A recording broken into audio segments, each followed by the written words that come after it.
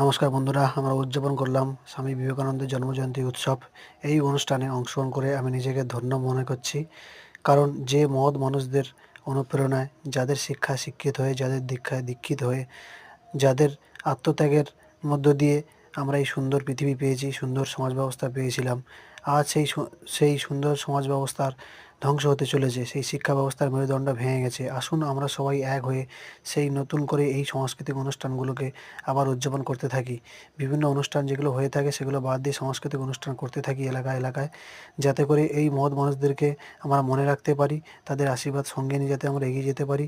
যে সমাজ ব্যবস্থা ভেঙে পড়ছে, যে শিক্ষা ব্যবস্থার মেরুদণ্ড ভেঙে পড়ছে, যাতে করে সেই শিক্ষা ব্যবস্থা আবার আমরা ফিরিয়ে আনতে পারি। আমাদের আগামী প্রজন্ম যাতে সুন্দরভাবে সুন্দর পৃথিবীতে জীবনযাপন করতে পারে, যাতে তারা আমরা মনে রাখে।